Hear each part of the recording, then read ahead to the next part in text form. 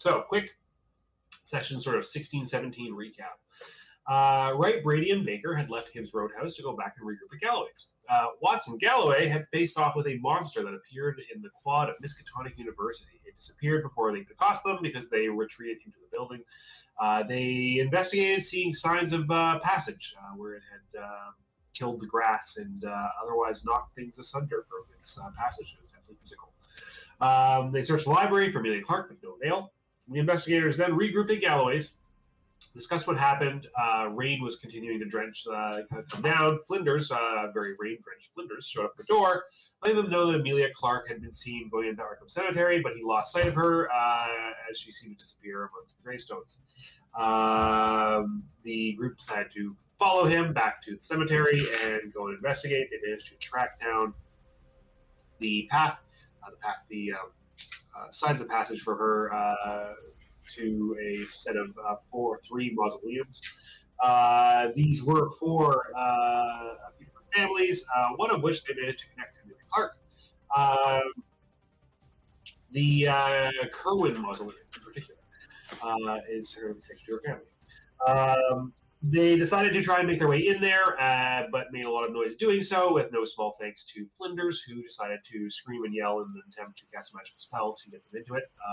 They sent Flinders back to stay with the car, which was probably wise, and managed to get their way into the mausoleum. Heading down inside, discovered that there was a secret door that was opened by turning an outer triangle in the front of an altar that had the symbol for fire, which was then turned to match water, or vice versa. Water, which is then just turned to match fire, which matched the floor, making the mosaic pull back, revealing a spiral staircase heading down to a lower level. Heading down to the lower level, they discovered a room with a hearth on the far side, a desk covered with various papers and items, a work table with alchemical tools and reagents, and a bookshelf of occult writings and artifacts, with a curtain bisecting the room. Nora drew it back, revealing a larger chamber set up for casting magical rituals. Amelia Clark was waiting in that room. And I would say from here, I would suggest that one of you guys recap it, because you probably have your own particular opinion about what was and was not important in terms of the stuff that she told you. Anybody want to jump in?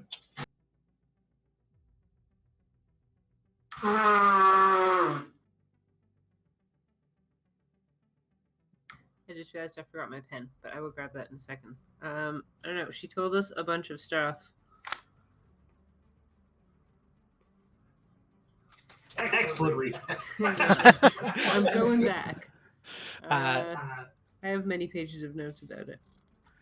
Yeah, we've been told to go and get those pieces, those items, on behalf of the witch. Yeah, so she told us that Keziah Mason tried to summon an elder being, obviously failed, but managed to get some kind of lesser creature that was a servant. Sorry. It was still too painful, too powerful to be controlled. The Hobhouse papers were some kind of magical creation to keep the beast controlled and contained. And then Leader broke the seal by reading them and attempting to copy them. And it's only a matter of time before the creature breaks free. So she's trying to use her witchy whateverness from her bloodline to properly lock the creature away. And she needs some item from the other dude's crypt, so we were going to go break in there. The Starstone of Minar. Yes. The papers will never get back to the university. They will be destroyed, either when we properly lock up the thing or when it breaks free. Blah, blah, blah. Court just happened to find out about it. We asked her a bunch of questions about how she got involved and stuff like that. And then she said there's a hidden entrance to the tomb. She'll be at the archives doing research on the spell that she needs until we tell her we have the thing. Yeah, we didn't need to go tonight to recover any items. We chose to, and we've still got what's his name, Abnorwick, still wanting to see the body tomorrow. That's my phone on the floor. Yeah, and then she told us a bunch about the actual papers as well. And then after we stopped talking to her, we went off. Oh, and you talked to her about Rylean, and yeah. Like I said, there's like 10 pages of notes. I'll note also that Watts asked her if she really could cast magic and asked for a demonstration, and now does not remember that conversation. Brady, have you actually left the room yet? I mean, how long? I was going to say Brady was there. So Brady, you saw this happen. She did some kind of spell. It's up to you whether you mention it. Yeah, you saw me. Yeah, okay. Go ahead. No, I was just. So I did see her do some kind of spell. Yeah. So basically, he really pushed her on it. She did something, but like she wasn't super obvious what she was doing. Like she basically muttered some things and made some hand gestures. And for some reason, Watts suddenly did not care to press the point about asking about her magic. I also played on the point that I feel like I was forgetting something when I was leaving. Okay. Just to. So this was just when it was just me and you with her, right? Yeah. Everybody else had gone upstairs. Gosh damn it. I asked if she could teach me how to do some stuff. Yeah. And then all of a sudden, she made me forget that I'd asked. So I Okay. decided that I feel like I was forgetting something I wanted to say, but I forgot what it was. And then I played under that. But I felt like there was something I wanted to ask you, but I forgot what it was. Yeah, that's how I played it. I mean, I remember that. I don't know what I would have made of it, I guess, is what I would take away from that.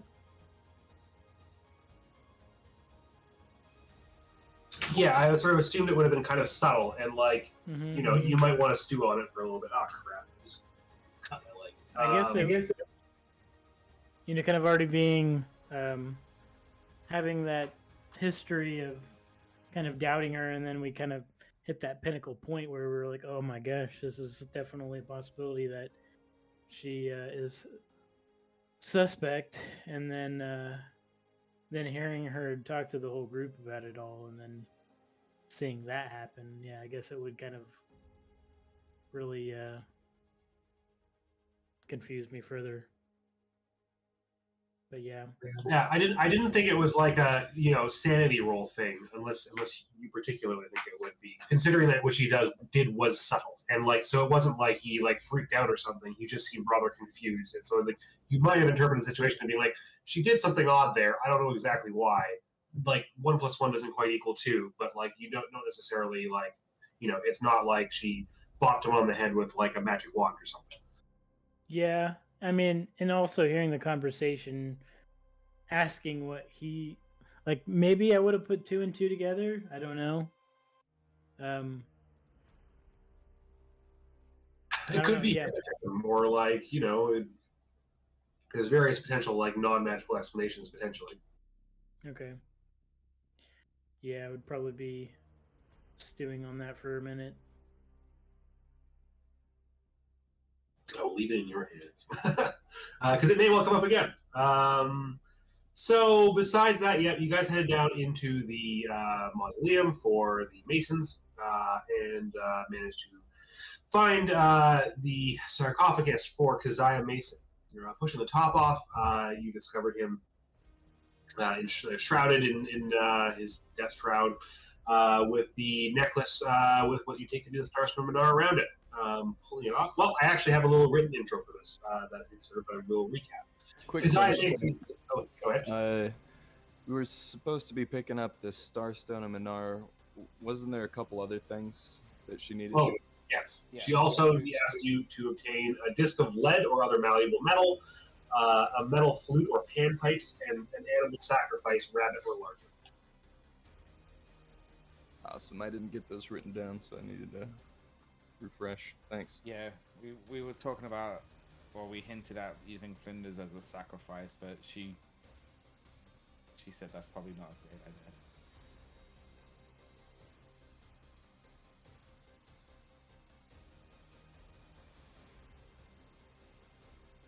Yeah, she's not super down with the murdering a dude when you could use a rat. It might save Miss Galloway from having to report anything to the police, since he knows where she lives now. Oh, she had also, remember earlier in the conversation, insinuated that should she need to, she can take care of Flinders' memory of the situation.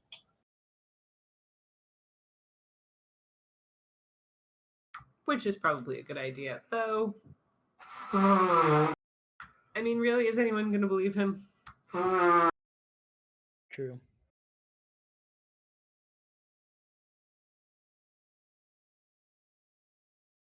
So, Keziah Mason's corpse is closely encased in cloth. Little can be seen of the body, just two dark holes where the eyes would be, and the desiccated hands crossed in front. As Nora pulls the necklace free, the corpse suddenly reaches out towards her, dried bones cracking audibly with a sudden movement. It grabs her wrist forcefully. So, Nora, contested brawl or dodge against his brawl.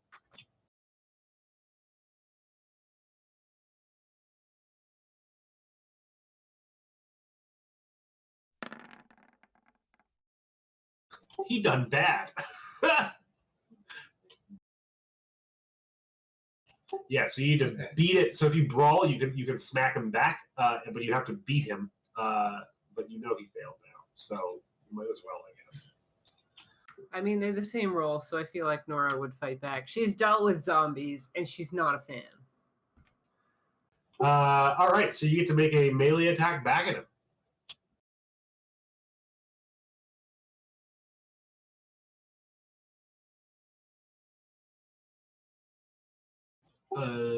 You'd have just a standard damage, I believe, assuming you're just using fists. Yeah, like under combat, I only have my handgun as a weapon, so I'm not sure. 1 second. 1d3 plus damage bonus. Oh, this is 5th edition. Hold on a second. Wrong entry. Keep saying 5th edition thinking it's right. It's like, no, we're playing 7th edition.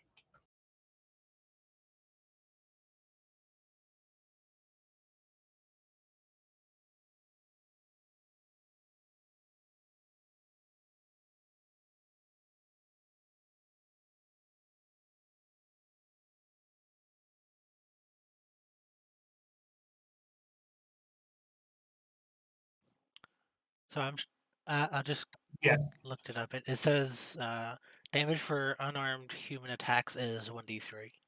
Yeah, it is. It's 1d3, but plus your damage bonus, I believe. Yeah.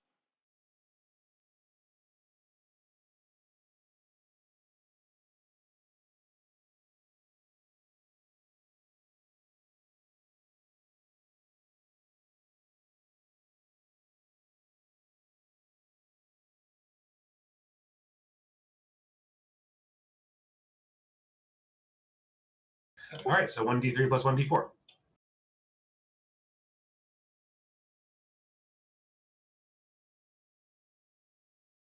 Jeez. So as he reaches up to grab you, you manage to pull away. How are you trying to hit him? You have to tell me how you're attacking the zombie. Sure. So it is grabbed onto the wrist of the hand that was pulling on the necklace. I guess. Yes. Then I will just try and pull that arm away while smacking the desiccated arm with the other hand, trying to bat it off my wrist. All right. You smack the arm away, and it slams against the side of the coffin.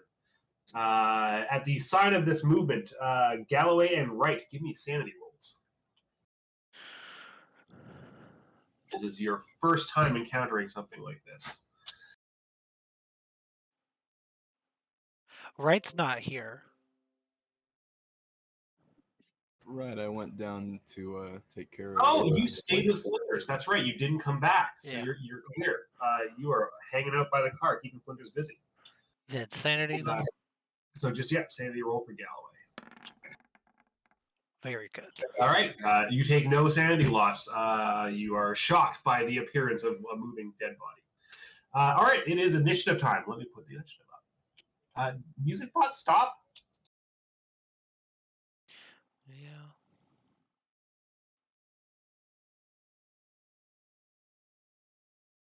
He didn't loop it.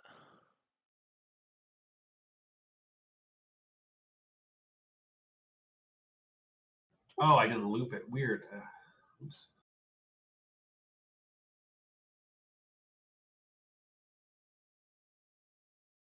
Oh, I suppose I got on a lot earlier, so I left it. I left it playing, but it actually had already been going an hour almost. Obviously. Okay, sorry. Yes, initiative.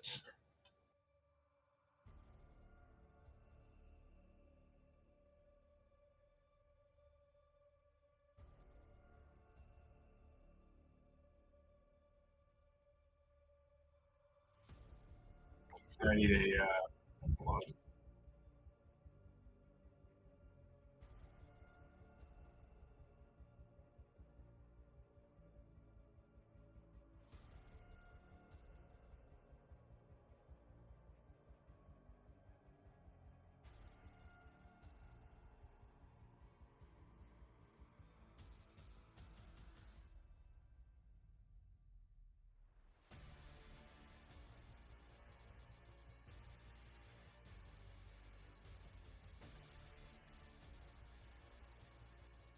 But Brady, you are there, I believe, right?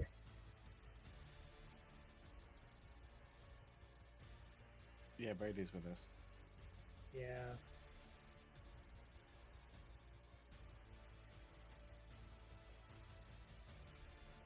All right. Let's order.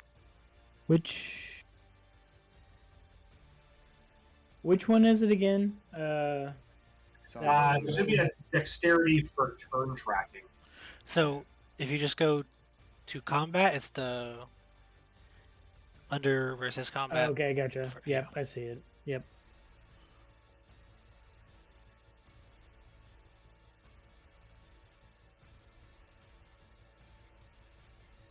Oh, did you select your token as well? Yeah, that's what I didn't do. You want me to go ahead and roll it again? Yeah, because it doesn't actually roll anything. Okay. It literally just adds you.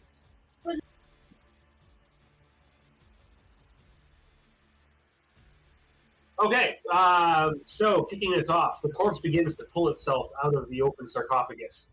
The closely wrapped body seems to have something writhing just underneath the death shroud.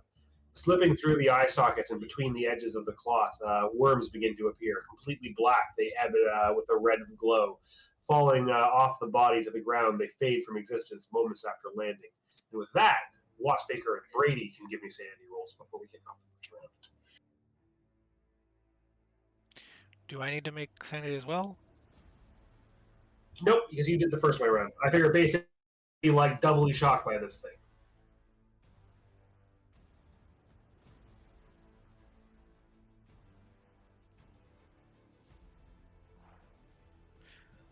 All right, Nora is 1d6.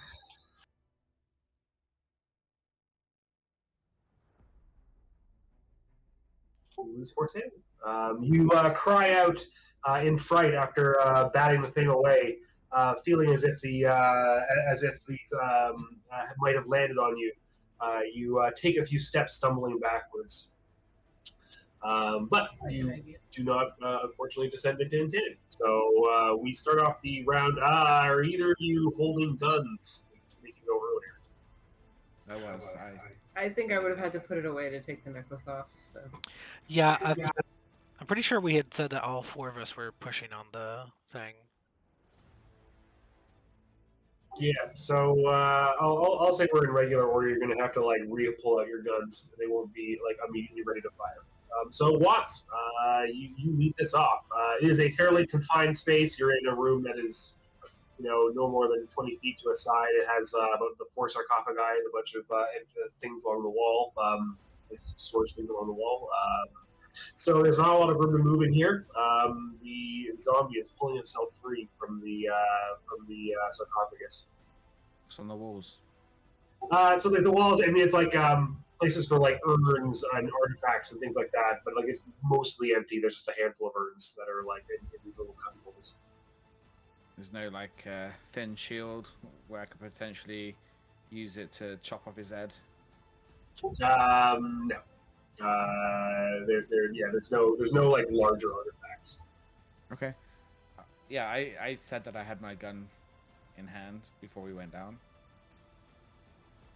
Okay, so you like held on to it while you pushed on the. Oh, I guess I probably didn't hold on to it, but like I feel like I would have picked it back up when she went to go get the necklace anyway. Yeah, I mean, I think that's fair. Like you might have like if you were being extra careful when she went to grab it, you pulled your gun back out. I mean, to some extent, it doesn't really matter. You could still pull your gun out and fire. Yeah, I'm going. Is there anybody holding a torch with fire, or is it just flashlights that we have? I think I would have a flashlight. Yeah, you guys have flashlights. You don't know if you have fire. All right. Is there anything on the walls that could be lit for fire?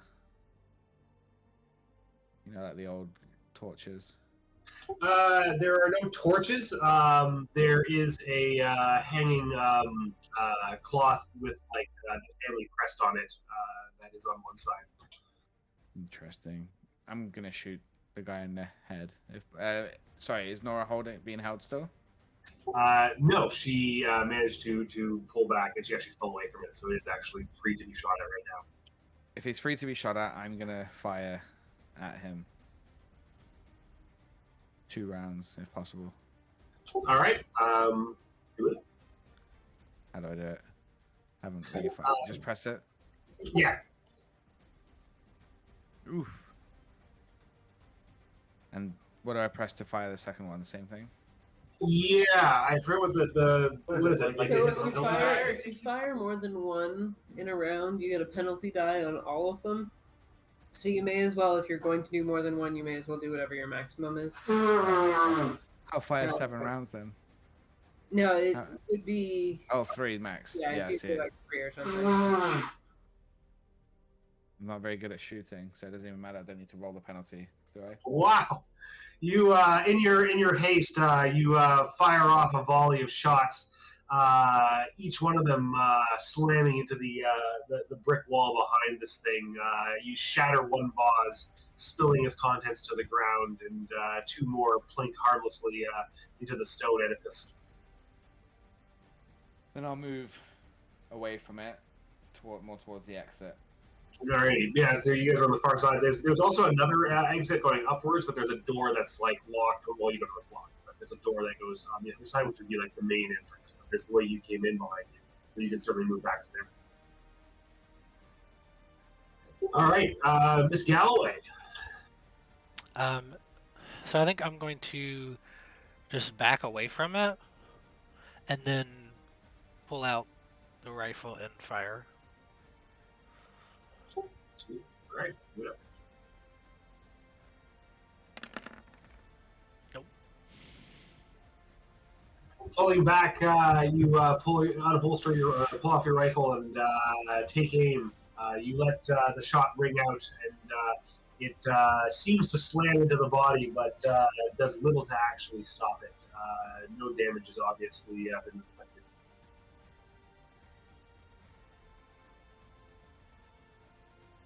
Unless there's anything else you want to do, Mr. Brady.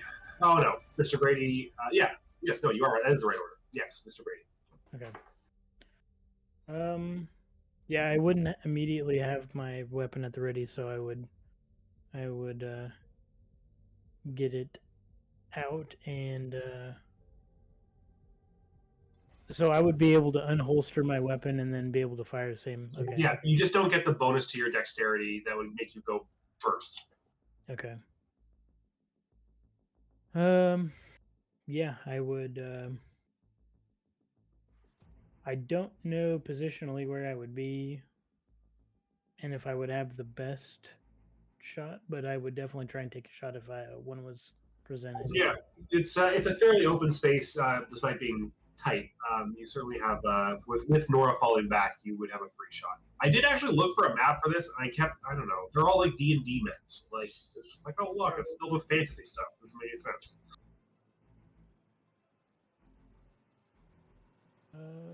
Oh, there we go. With that, I will say that Brady calmly takes a couple steps back, unholstering his own weapon after the first volleys of shots went wide. He stands forward, one foot placed in front of the other in a proper shooter's position, bringing the sight to bear. He focuses straight on the forehead of this zombie, pulling back carefully on the trigger, not wavering one bit. The shot rings out and slams dead center into his face. You see the center mass of the face crumple inwards, black and red worms spewing outwards, falling to the floor. It briefly falls to its knees, attempts to stand back up, but the rest of the head falls forward and rolls down across its chest, thumping to the ground. And with that, the entire body crumbles into a pile of ash. Dang. Because you did extreme damage. I'm just gonna hold the barrel of my pistol up, and I'm just gonna blow the smoke out. It makes a very satisfying. Fine shot, Mr. Brady. I had been practicing. I'm gonna look at the other sarcophaguses. Are they moving? They are not. Okay. Nora kind of looks at the necklace suspiciously and tucks it in a pocket and glances over at Brady. Thank you, I guess. Well done. Should we get out of here before something else starts moving? Yes. Yeah, probably would be a good idea. I'd Let's like wanna to go take through a that look again. inside the coffin that he came out of to see if there's anything else in there underneath the body that we didn't see before. Sure. Watch out for those worms. You don't want to get any on you. So the worms have since dissipated after the final. They only last moments, and then they seem to simply fade into them.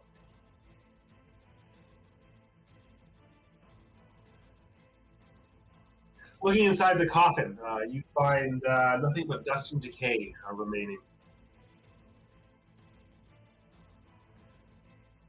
So You want to look harder. I just want to clarify about the worms. Are they? You said they're black and red and black. Are they like? They're basically the same worms that you saw in the creature. The same black worms that glow in a red light. Okay, so they're black and they glow red. Okay. Yeah. Okay.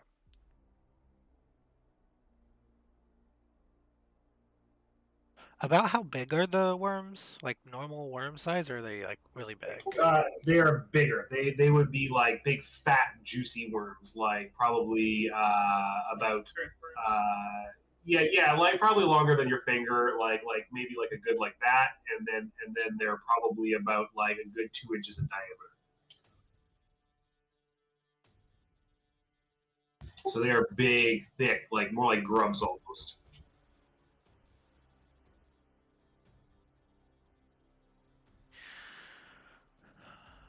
All right. Well, I think I'm gonna head to the door, head to the exit.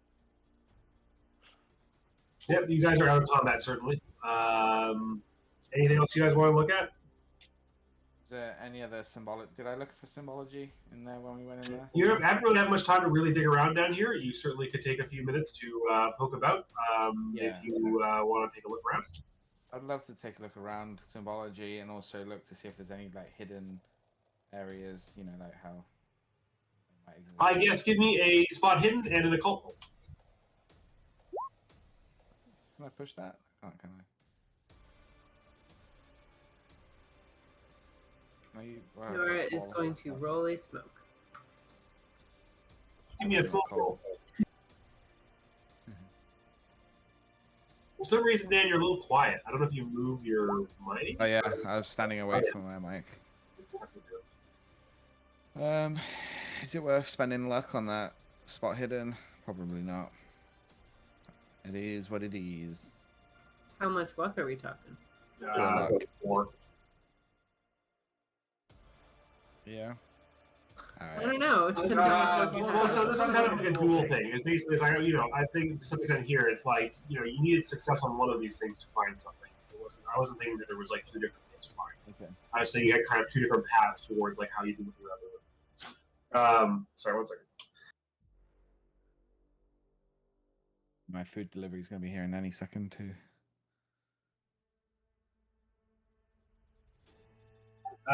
Looking around the room, you do see that there is some very obvious Masonic imagery that's in various places along the walls and actually detailed into the sarcophagi. As you investigate these things further, you see certainly symbols that were that are potentially like symbols of power, like fairly meaningful. Essentially align with the fact that this fellow was apparently a powerful and well-appointed person in terms of politics and influence, as well as somebody who apparently was at the very least dabbling in the dark arts and magic in general, since he is apparently responsible for this recruiting summit. You take a look around and you notice that underneath the tapestry that is hanging on the one wall, there is a particular symbol that stands out. Pressing your finger into the center of it, where the middle of the middle of the symbol has an obvious like spot.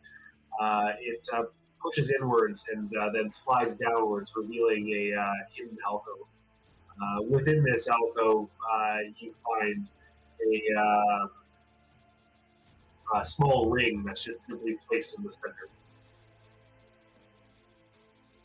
Ring. Okay. Inspect the ring without touching it to start with. Just like look at any symbols on it.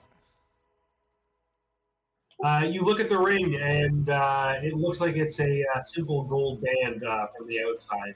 You can see some faint etchings on the inner side of that ring when you look inwards with your light. But it's difficult to make it out. What if it's the One Ring? Don't touch it. What ring? The One Ring. Never mind. I'm gonna take it. I'm gonna take it and look at it. You look closely at the etchings on the inside. They somehow seem familiar to you. They are very similar, if not the same as those etchings you've seen for the Raelian that you have read on these read on these artifacts and had learned from touching the artifacts in the previous scenario. Okay. I'm keeping it, putting it in my pocket. Yeah, it'll take some more study to try and decipher what it might actually mean. It's not simply obviously understandable at a glance. But it's like a person-sized ring? Yes. Okay. Give me 2 seconds to run to the door, please. Sorry. Yeah, sure.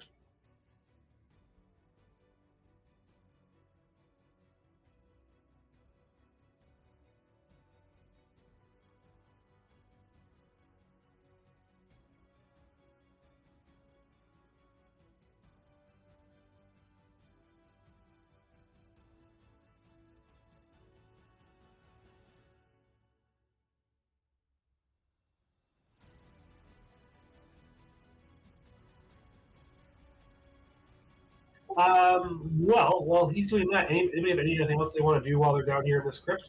While he's doing that.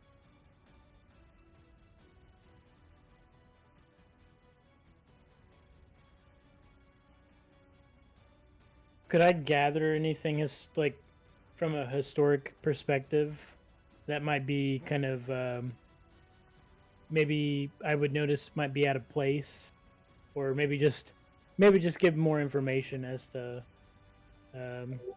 maybe the background of the people.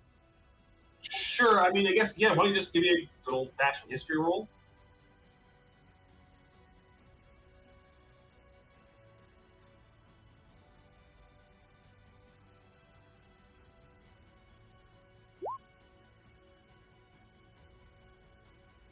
So something that really stands out here is the lack of particularly Christian iconography and symbolism. From a historical perspective, and it's something that was thematically similar that you saw in the Kerwin mausoleum as well, that while the outsides of these mausoleums seem very traditional Christian, particularly like Anglican in style, down here in these lower levels, very little of that is to be seen.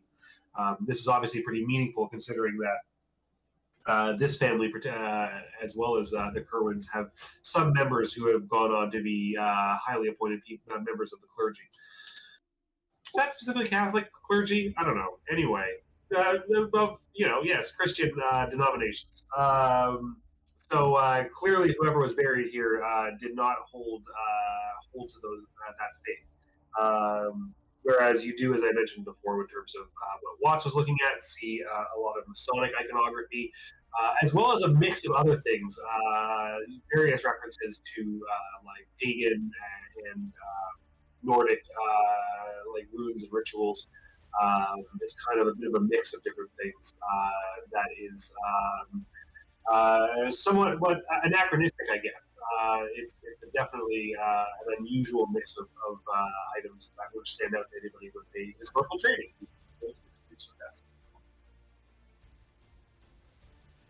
Okay.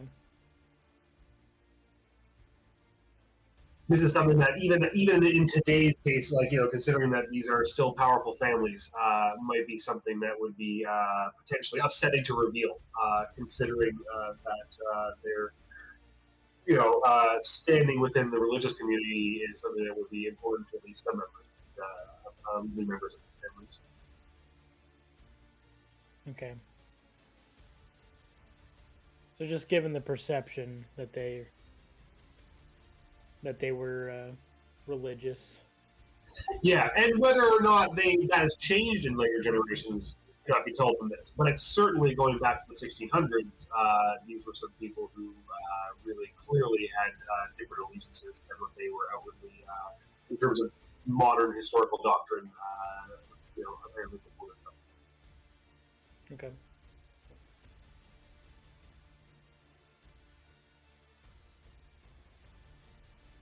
All right, we got Dan back. What y'all doing?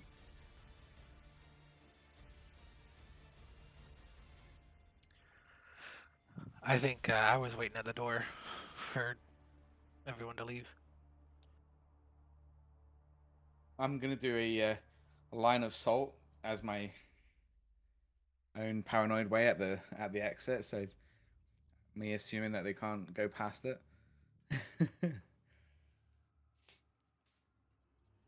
May as well. And yeah, Baker would be near the entrance as well, kind of waiting for everyone to wrap up while she has her smoke. Should we go deliver the star right now? Or hold on to it until we get more? I feel like we may as well try and acquire the other items she requested before we interrupt her studies. It is getting on in the evening. It may not be a bad idea to get some rest at some point. Yeah, I would say it is past midnight at this point. Perhaps should perhaps take a look as we exit, just to make sure we didn't alert anybody. Maybe a police officer doing a patrol.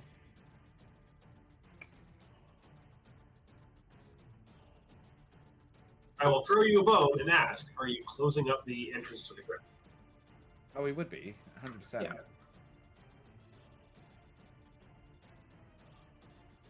You guys are going to need to make some combined strength rolls to see if you can successfully move the thing back.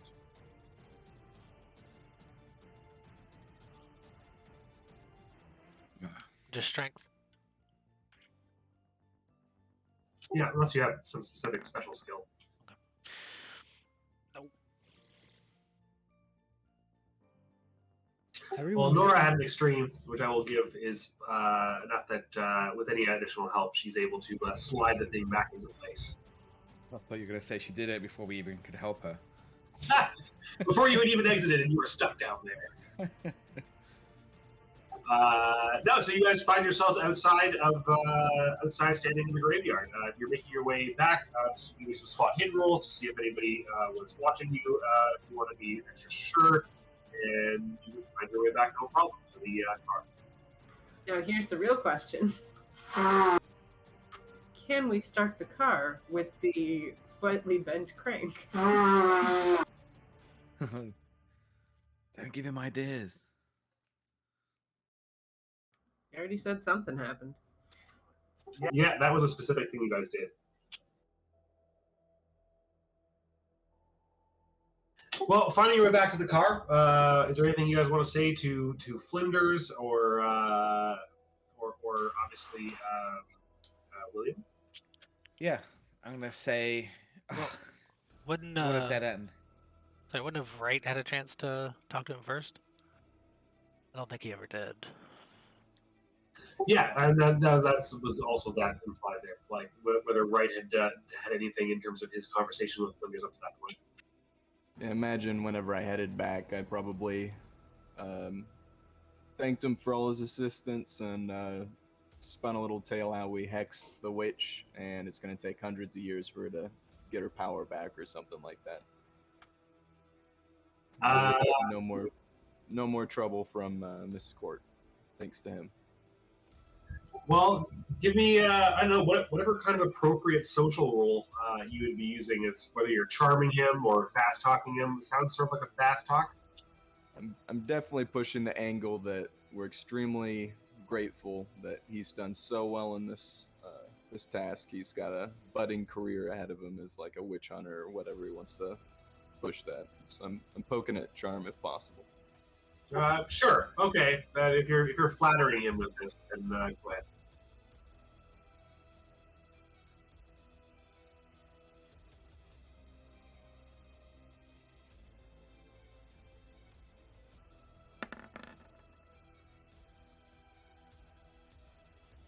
Oh my. He actually rolled pretty good there. Oh geez, I think you have to beat him. Oh no, sorry, I'm wrong. His psychology is so low he doesn't get to roll against you. You just get a success. He has to have a higher psychology than that to be able to contest.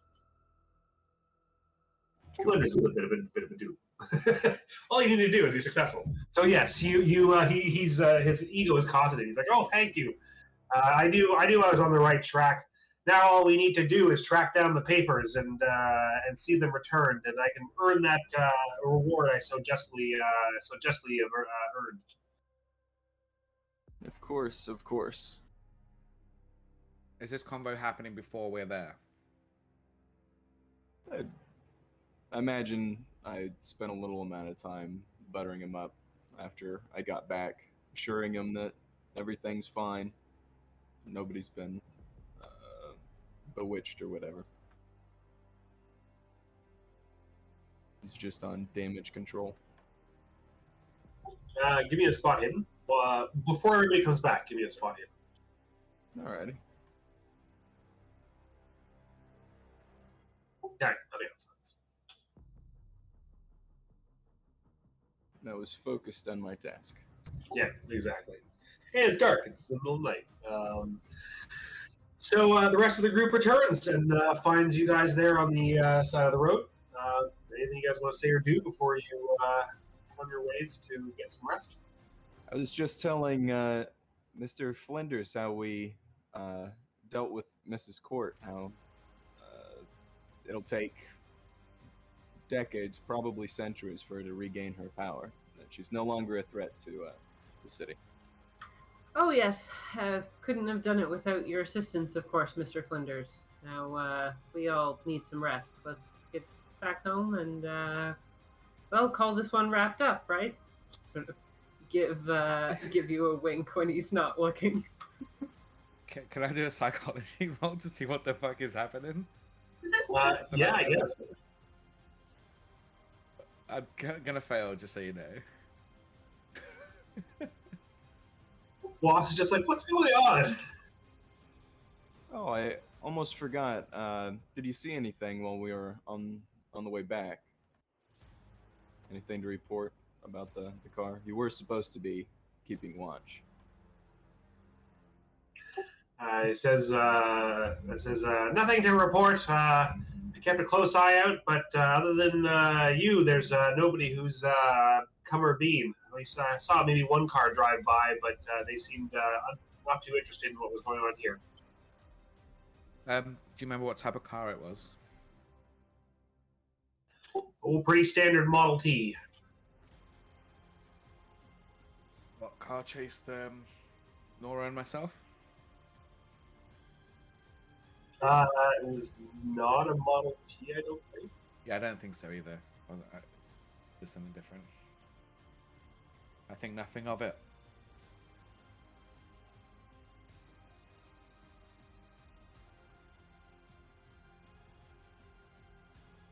Let's I know go where see. Oaks and Shaughnessy are. Oaks and Shaughnessy are not here. Let's get somewhere dry, shall we? Indeed. Nora will try and start the car. All right, give me a strength roll. It's awkward to fit in and is not turning quite as well as it should. It's slightly at an odd angle. You are able to successfully start the car. Well, I might need to get that fixed, but everyone in.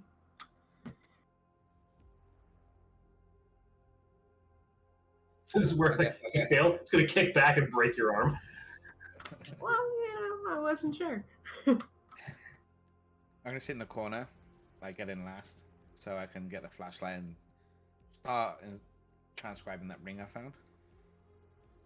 I just sort of like sheltered away, and then turn slightly towards the side of the car, expecting it. As you look closely at the ring and try and decipher the symbols, they seem to almost meld and change as you start to read them, so that the words, as they come into your mind, don't quite make sense. It feels like it's flowing in from one statement into a different one halfway through reading it.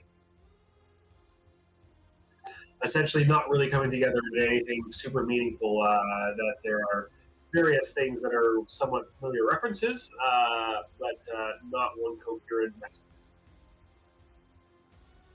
Excellent.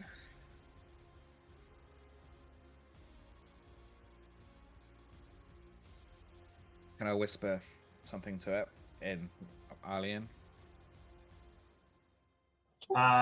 You see it. You see it, or sort of feel it throb slightly. I will say at the same time, Mr. Wright, you feel your pocket. This car's pretty cramped right now, isn't it? It'd be probably. It is indeed. You guys are like cheek by jowl in the back of this car. Remembering my location and surroundings, after feeling that throb, I'm going to stop, put it away safely, and just sit in the car. Mr. Watts, are you talking to yourself? Yeah. Sorry, I just trying to remember a few things I've been learning in Alien, that language I was telling you about. What'd you say? I said the contents. I said like the sinking of Mu is what I said.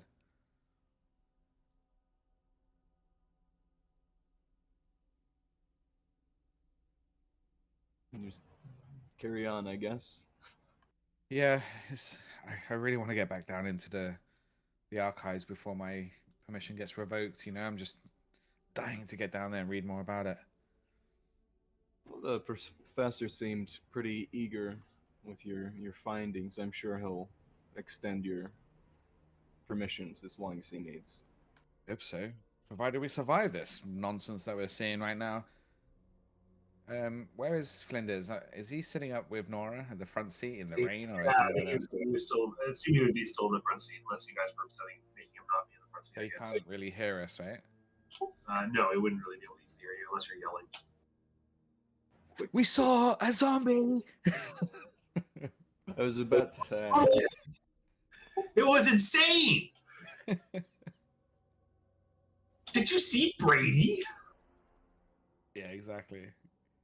But Yeah, Mr. Wright, you definitely missed some strange things. I mean, every time you're hearing about these strange things, it is coming from my mouth. So I know there's probably not much validity that you might discern from what I'm saying. However, we were taking the necklace, the star thing that we needed to get. Oh, so you did find the necklace. That I Yes.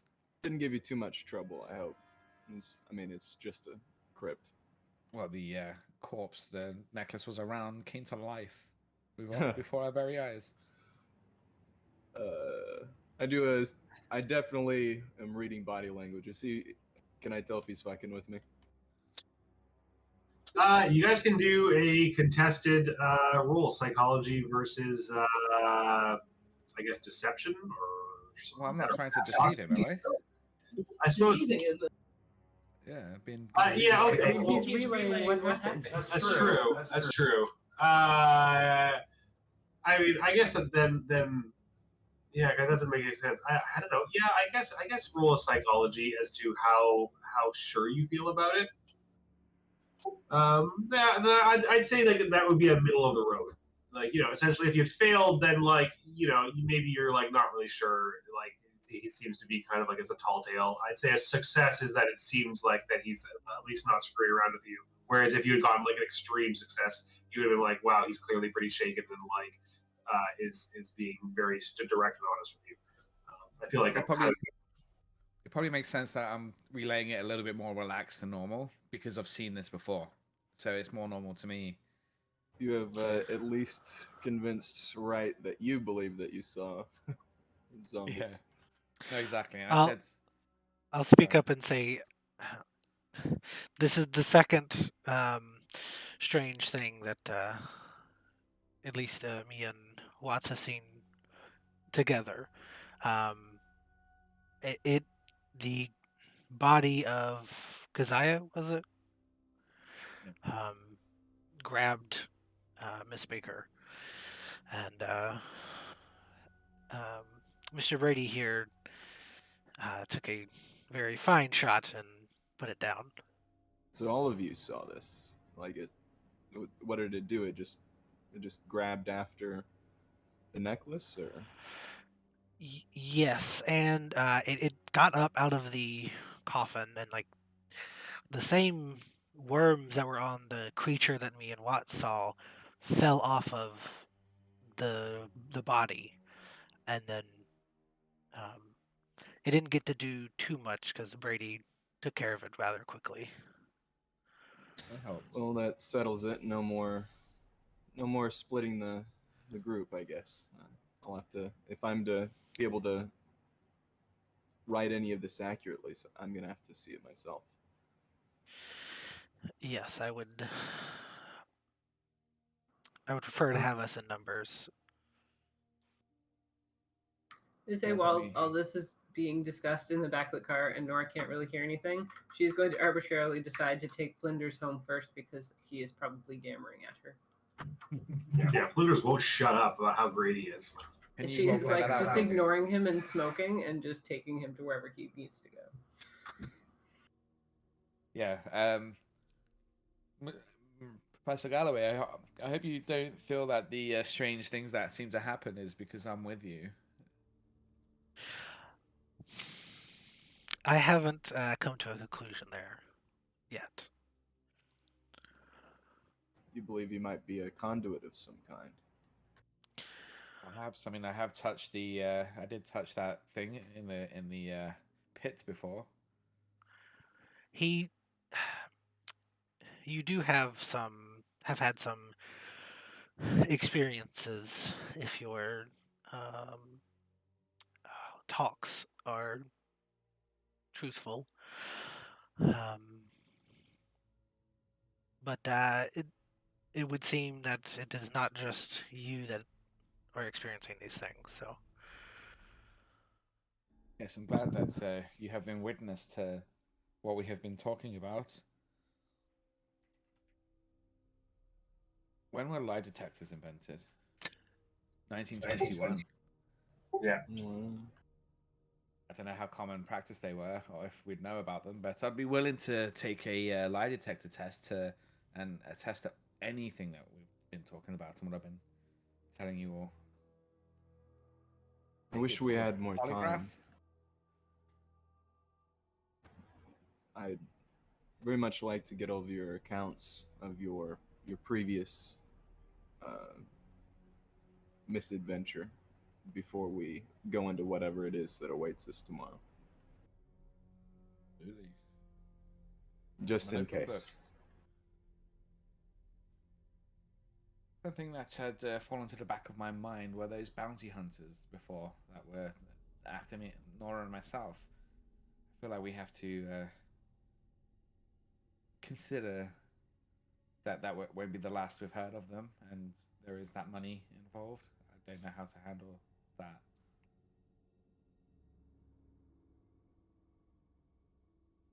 Sorry, what was that last thing? I said I don't know how to handle that. I was saying we have to consider the fact that the bounty hunters or the shark, what do you call them? Those loan sharks were after that money. And I was saying that I feel like it's been put on the back burner, and I don't feel like that's going to be the last we've heard from them. So we need to figure something out. I've done some investigative journalism. Is there anything I can pull from my studies that could at what point would they view the cost is too much to continue pursuit or whatever? So you guys have gotten some inclination that like they don't believe that Leader is actually dead, and that is kind of the crux of the issue. They think that like he has somehow managed to escape with the money that he owes them, and convinced everybody that he's dead, but that like maybe some people are covering for him. They just need to find who's covering to be able to shake them down and find out where Leader actually is, because they have not seen his body, and obviously people are being cagey about his matter of his death. Is that why Abner Wick wants to see his body tomorrow firsthand? Well, he volunteered because you guys were talking to him about it, that he had some expertise on strange matters of unusual deaths. Right, I wasn't there for that. That was the day I missed.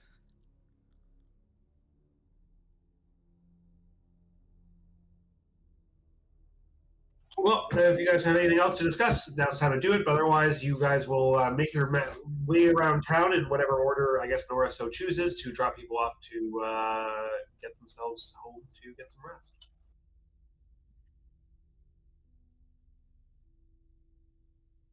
You should probably decide where and when you are going to meet back up.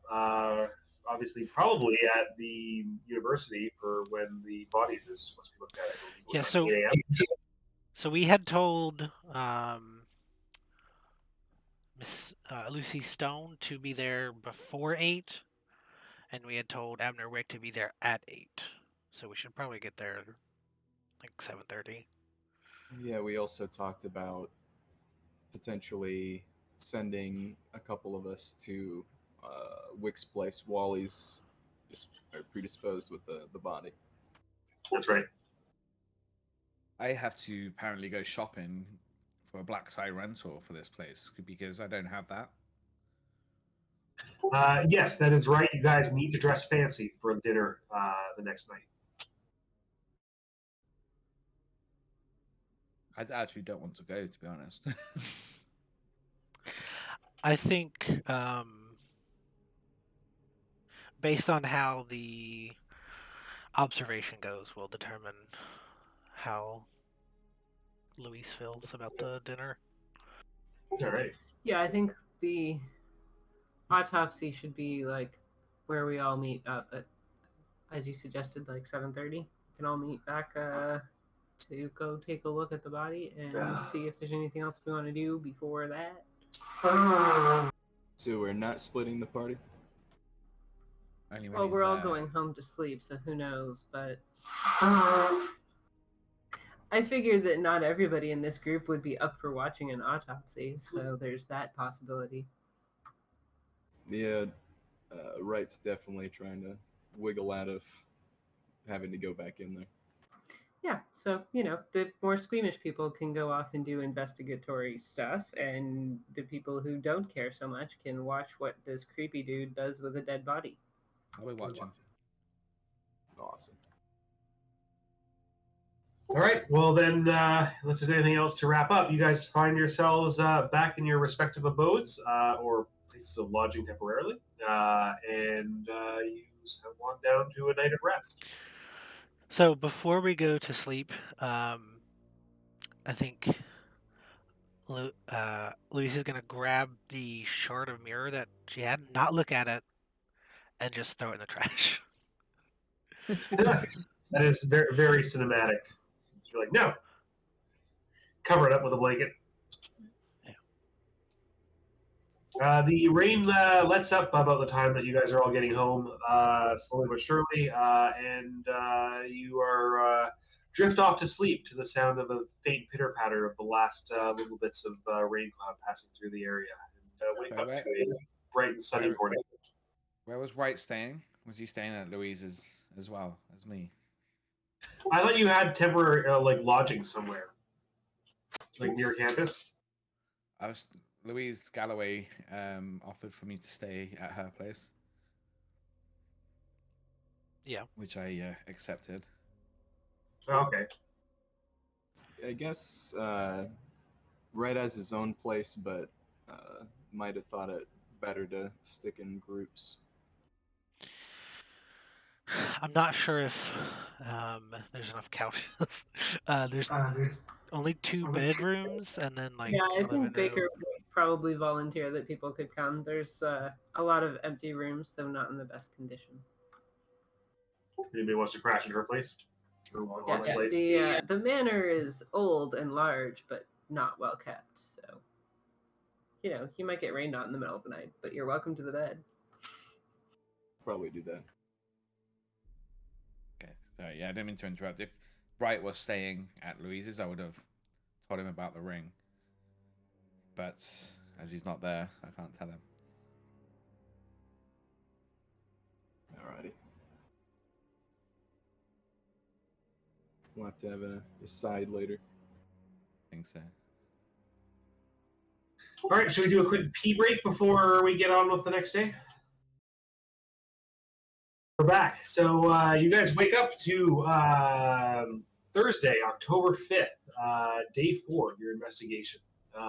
It is a bright and sunny morning that you get up crack of dawn if you're going to be making it to the university for 7:30 or 7:30. And so unless you, for some reason, your character sleeps in, you guys will get up and have a breakfast, etc. If there's anything you want to preliminarily discuss, by all means, let's do it. Otherwise, you guys can meet up at the university medical center. I'm famished, so I'll definitely be eating. I don't think I've eaten properly in the past day or two. Nora would just get up and chug coffee and then head off to meet everyone. Coffee and cigarettes. Yep, breakfast of champions. Right, probably follows suit.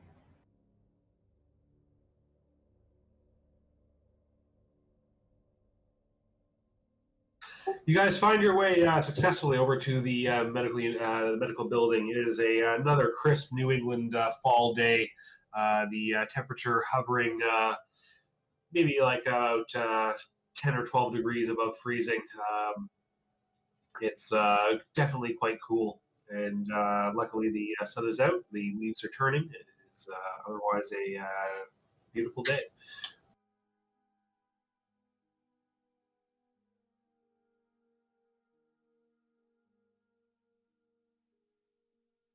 Anything you guys want to do, or are you just hanging around waiting for Lucy to show up? I want to look at the ring some more, see if I can discern anything else from it, and say some more Arlean words that I know, just to see if there's any other reactions I get from it. In the sunlight, no words show up. Interesting. How, does it fit on any of my fingers? Yeah, sure. It's pretty normal size. It's a bit big, so it would fit on your middle finger. it back in my pocket.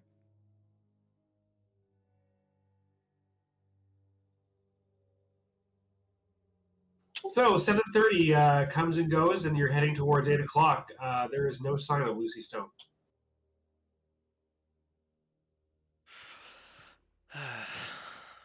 Was worried she would be late.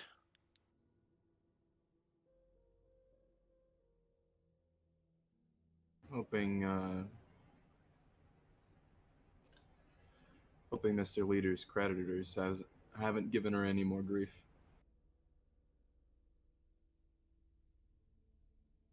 Hopefully. As you continue to wait, as it gets past 8 o'clock, there is also no sign yet of Abner Wick. Just past 8 now. There are a few students trickling across campus at this point for some of the early classes. So Lucy was a no-show, and now no sign of Wick either. About 10 minutes passed, unless you go do something otherwise. A out-of-breath, sweating Abner Wick is waddling his way towards you along the path. He stops and pulls a handkerchief from his pocket, mopping his brow, and says, "Oh, they make these distances between buildings over here on Miskatonic so interminably far." I'm sure you'll recover momentarily. Shall we get started? Indeed, let's see this body. Nora will glance over at someone who had indicated they might want to stay for this. Whoever that would be. Say, perhaps someone should check on Miss Stone. Yeah, it is worrisome she didn't come when she was supposed to. Also, it might help us to take a photograph of the body, just in case we run across those thugs again. That's not a bad idea. Nora will fish her camera out of the car. Nice. Yes, because she does actually have one of those. And then to give you a nod to yes, well, perhaps we will have to show Miss Stone as well if she does not make it here, but I'm concerned. She seemed rather invested in seeing the body. Brady would be standing in during Abner Wick's viewing, if you would call it that.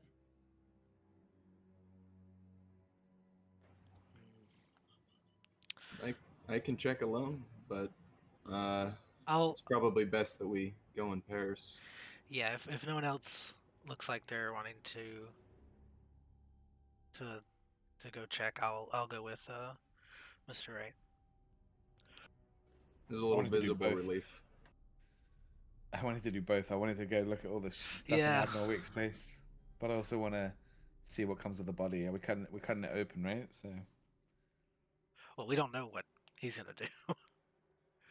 I think the body's already been cut open too. Oh, it has, isn't it? Yeah. Yeah, so there actually has been. This is not a full autopsy. He's just coming to have a little look. Oh. I'll still be there in case he does some weird shit. So Watts and Baker are staying, and that's it. And Brady. Brady was gonna stay, but I guess if I need to be, if I need to be with Wright and Galloway, I can. But having that past or at least knowledge of Abner Wick and having seen him with Miss Galloway. Yeah, I think me knowing the layout a little bit would be good enough.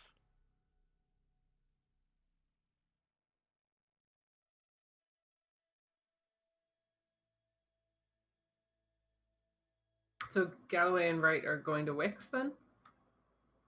Would it make sense that I was going to Wicks, or would it make sense that I was at not the autopsy, but the body viewing? Well, this is the thing. I feel like both of us could potentially actually contribute to the whole investigating of his place, but I thought I was just going to see Stone. Okay, Stone yeah. breathing. I just thought I had missed something there. But yes, going to speak to Stone is probably the best thing for you guys to do first thing. Make sure she's still, I mean, around. I and can safe. I could show Wick the body,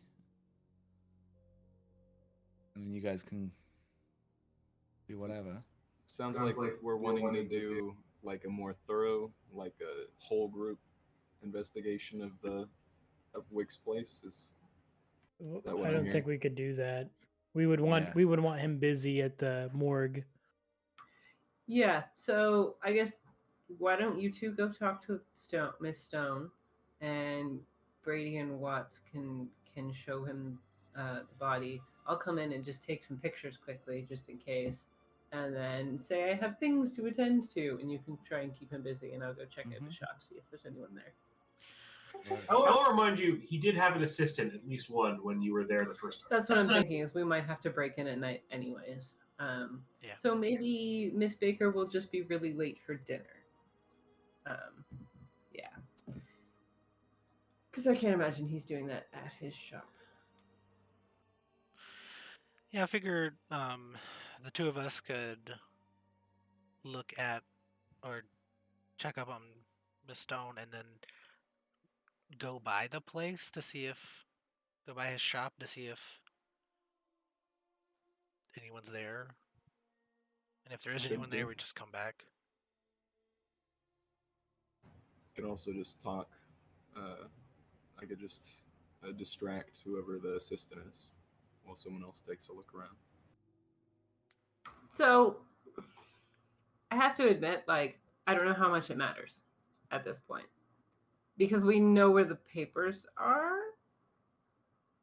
Yeah, She that's had true. them, right? Like, Yeah. do we need to get into Wick's place? It might be interesting. There might be other things to find, but I don't know if it's that useful at this point in the investigation, actually. Looking back to my notes. That's fair.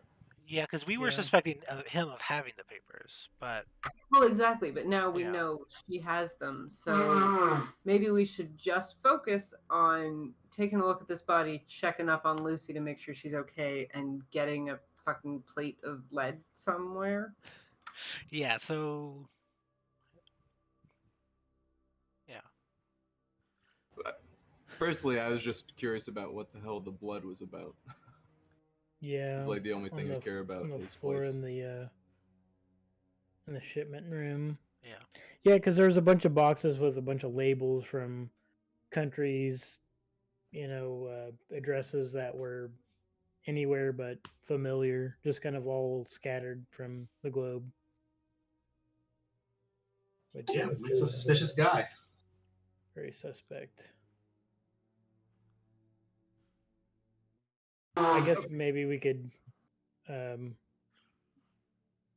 just I feel like that could be a hook into something new, though, potentially. Like, there could be some really interesting stuff there, but is it the top priority right now that we've got Probably much not. information? Yeah. from- I don't think it's really, yeah.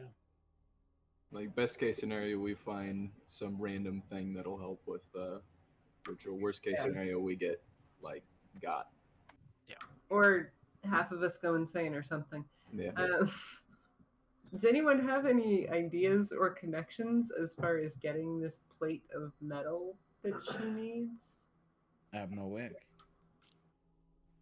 It seems kind of random for him, but like maybe. Just a random metal shop or something. Just go let, maybe there's something in the university like that.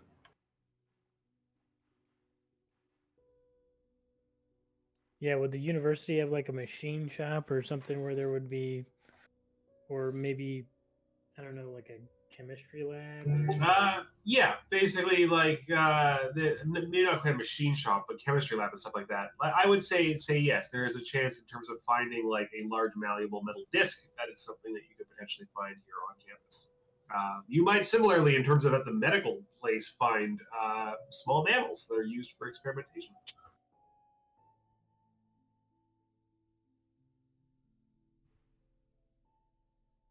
Okay. There may even be a music department where there is a flute. I think we Okay. just go buy a flute. So I'm back to my original suggestion. Baker and Watts and Brady, if he wants, can hang around and keep an eye on this creeper. and Galloway knows the university pretty well, so she is probably best suited to go track down, a rabbit hunk of metal and musical instruments. Sounds good. I think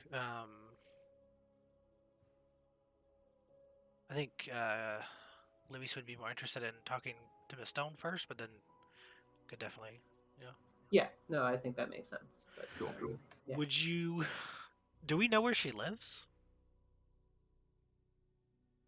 Yeah. She's staying at the Roadhouse, or at least that's where she was. So she's staying near the Roadhouse in like a rooming building. I was down the taking road. her home, and then they were following us, so I took her to my place instead. So I kind of know where she lives. No, but then you dropped her off at home the next morning. That's right.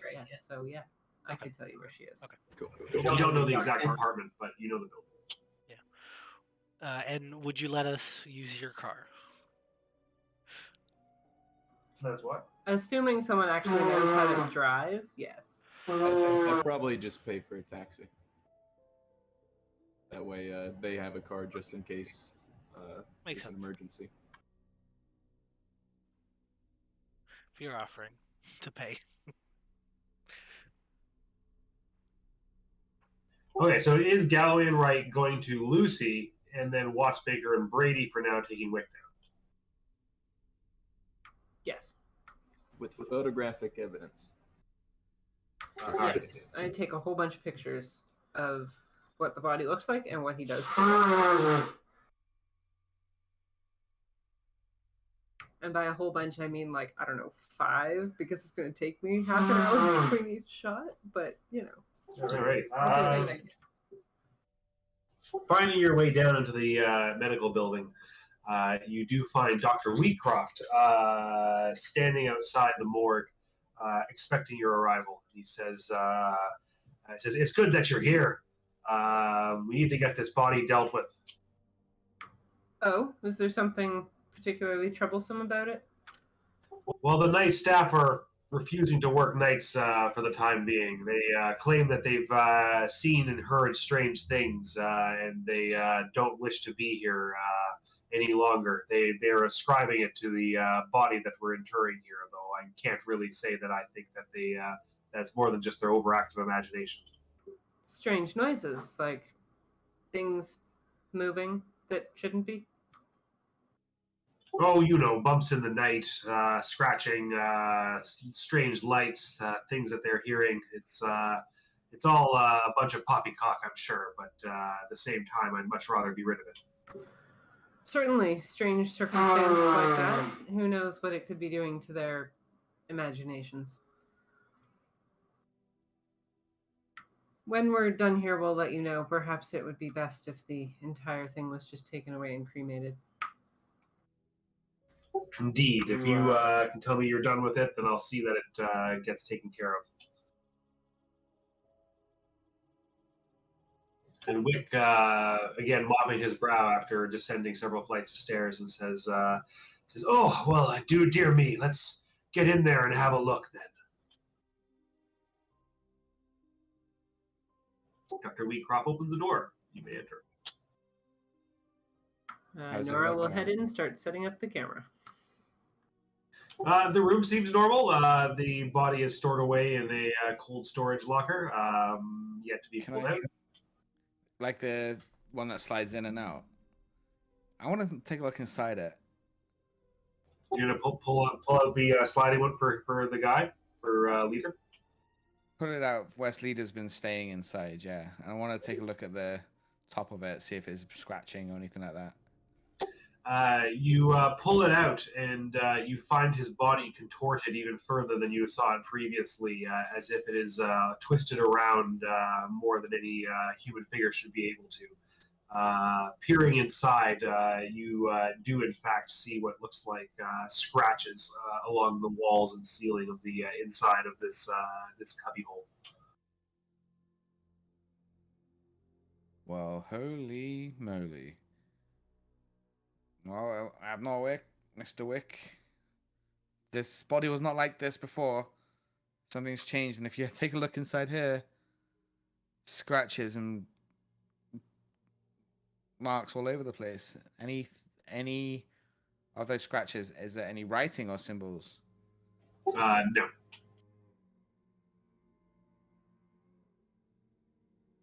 Well, I'm gonna try and get a picture of the weird body and the scratches, I guess. The scratches are on the inside. You would not be able to get a picture of Yeah, it. you can't really do that with cameras in the 1920s. That's cool. But you can certainly get a picture of the body, which, yes, is like contorted around in a strange position. Abner Wick comes over and again mops his brow. He looks down upon this body, taking it in from top to bottom. You hear him breathe heavily as he is looking over it for several minutes, and then he briefly licks his lips and looks up and says, "What a strange, strange thing that you've found here. A body contorted such as this. This is no natural death. Certainly not a suicide, that's for sure, and not a heart attack either. I can't tell you what kind of strange powers have done this, but something old and from the deep possibly is playing games here with mortal lives." Do you have any knowledge of what might be causing that? Only a little bit, my dear man. Only a little bit. Nothing. I know enough that such things are something not to be trifled with. I would tread very carefully if you are looking into these matters further. It might be best for the body to be burned and all involved to walk away. Fully agree with that. Just trying to figure out what could cause this, and it's obviously making the body move still after death. Oh, some kind of magic zombie type of situation could be at work here. This is, well, no ghoul or other kind of magical beast. This is work upon the undead. And this is something that is reanimating this corpse to cause it to flail about so and find itself contorted in such a way. Hmm. You're a man. I've heard that you're a man who can acquire many different things. Do you have anything that could assist more investigation into anything that undead wise, supposedly? He laughs and says, "I'm not too sure what might be of use to you, but well, should those lost papers fall into my hands, I might be more than willing to dig around deep within my vaults and see what I can stir up."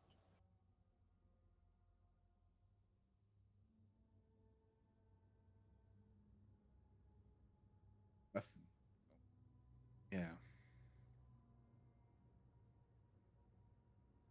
But what if we need whatever you might be able to potentially dig up out of your vaults to be able to acquire these papers?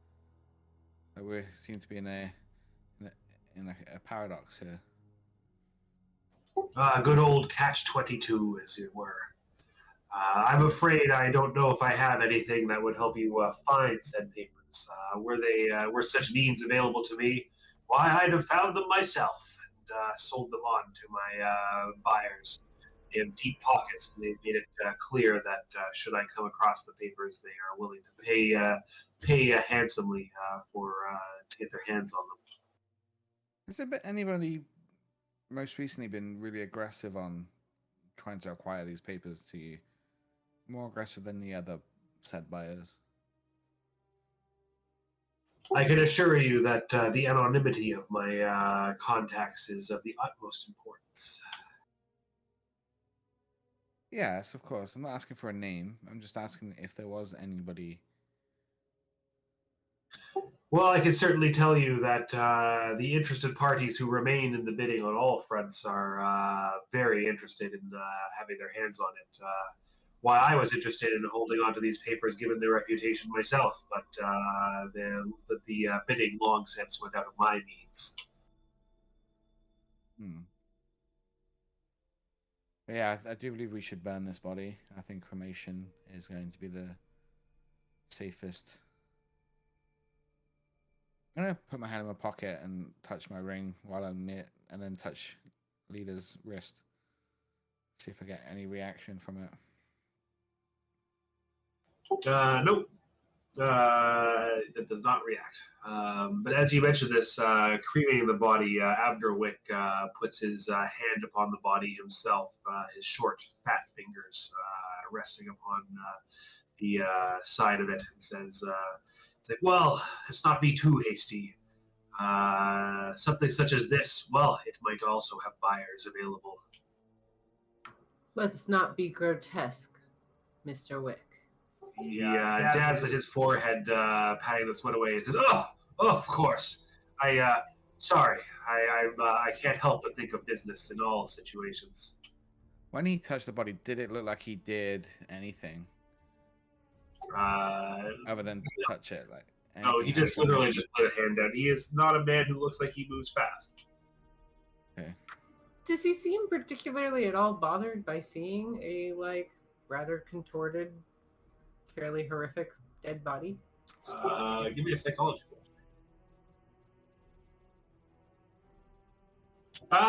No, he does not seem particularly bothered by it. Alright, Nora will take note of that. She will also move the camera to try and get a clear picture of him, with the body, just in case it comes up at some point. He won't particularly stop you from doing that. He will note that if he gets into the picture, obviously, this is pretty obvious what you're taking a photo. Mm-hmm.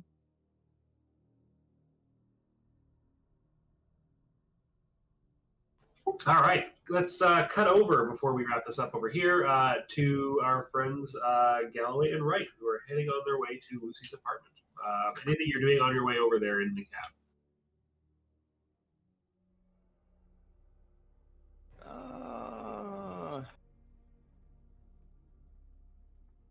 No. No, just head over to Maybe Stone's place. maybe just some idle chat, but nothing significant. All right, so you trundle across the bridge over the river and find yourself on the north side of town. Arriving at the apartment building, you find that there is a police cordon outside. There is various constables standing around holding onlookers back. I put my press credentials back into my cap and approach with my notepad. I'll stay close enough to hear, but not approach. So as you approach, you see there's, as I said, a few constables there holding people back, and one of them, seeing you with the press, says, "Stay back! This is a active crime scene. We can't have you wandering around just now." Of course, I won't get in your way. I was just wondering what's happened here. Terrible murder in the night.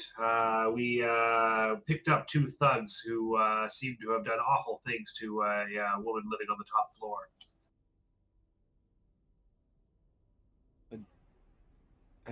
Has the family been notified? Do you know, or do we know who was murdered? Who these thugs were? I'm afraid I can't say. You'd have to talk to the sergeant about that, but he'll be down momentarily, or the lead detective is also up there. All right. What's your name?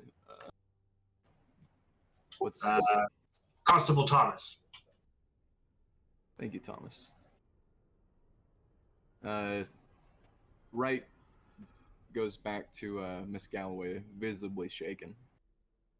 I think Miss Stone's been murdered. That sounds like it. Two men, her apartment building. It's unfortunate.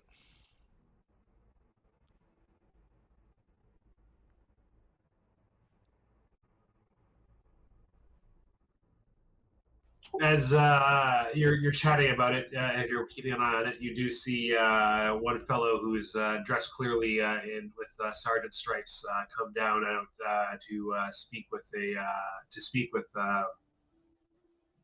constable. And the constable quickly talks to the other ones, and they start making a path towards a hearse that is horse-drawn hearse that is sitting on the side of the road. As this happens, two constables carrying a stretcher with a white covering sheet over it start leaving the room, or start leaving the building towards the hearse.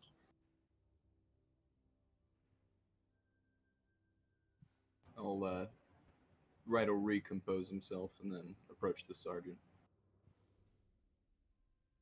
He says, he said, you might have probably met him at this point. You recovering crime in the city? Oh, I suppose probably came across something like that with whatever encounter I had with supernatural. This is lightning. The sergeant will recognize your press credentials and say, like, I suppose you're looking for a statement then? Yes, please, if you would. Well, we were called early this morning to a sound of a report of a disturbance here. We went up and found one Miss Stone who was brutally mutilated. Her entire apartment torn asunder, it seems. We found two Atlantic City thugs on the scene. We've taken them into custody, but as of yet, neither one has spoken. Does Miss Stone have any family? Sorry, what was that? Does Miss Stone have any family? Have you contacted? He says, we'll have to look into it. I'm at the moment not aware. This type of rooming house is usually inhabited by people who are not planning to stick around long term. It's generally rented by the day or the week. So these are people who, often enough, only work here for a short period of time before moving on. Well, thanks, Sergeant. I'll have to get this back to the papers. He nods and says, "Hard to believe that two average thugs would be capable of such brutality." Is there any indication what they were after? I couldn't imagine that they'd have any reason to toss a innocent girl's room like that and do such things to them. It may have been some kind of madness that beset them. How'd you come to find that they were from Atlantic City? Oh, my boys have been tailing them for a while. They showed up some weeks back, and I heard from our connections that they were looking to track down a gambling debtor, somebody from the university, but I never got much further than that. There's a lot going on around here these days. I feign surprise. Seems like it's such a shame. I won't take any more of your time. Thanks for the statement. He nods to you, and you see the stretcher go past. Is it at least still like human shaped? It is. I guess give me a spot hidden.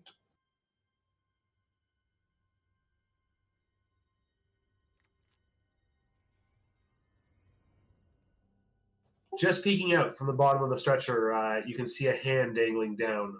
The tendons on the back of the hand have been ripped free with an extreme success. I will say that that you can connect together that this looks almost identical to the damage that was done by Cecil to his own hands.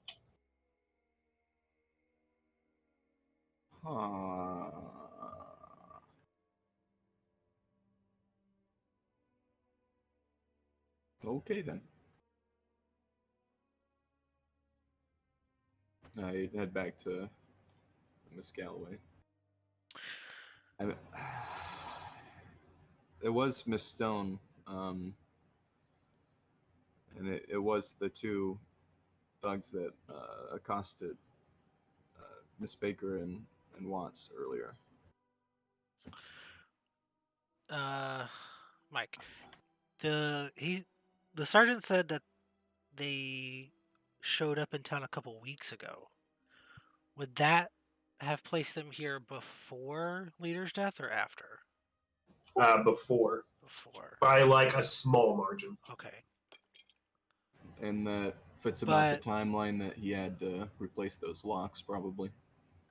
Yeah, but that would have been after Hunter was put in the asylum.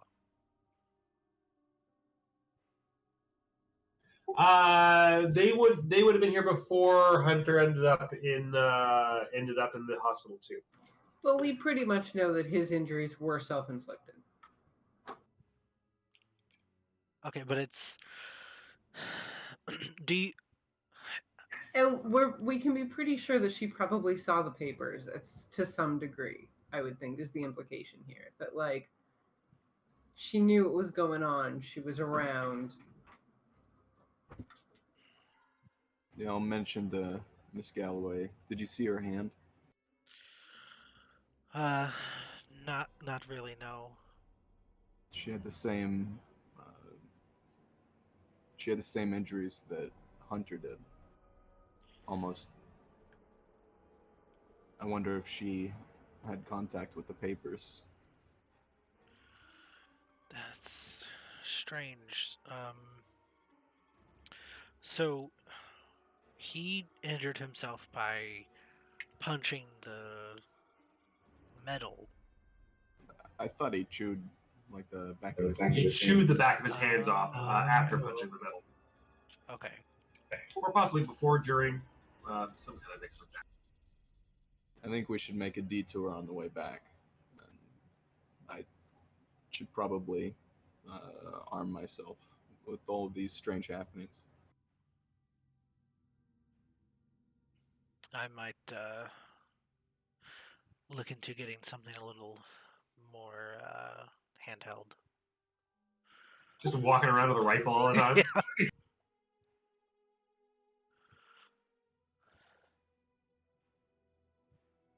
We should tell the others what we've found out.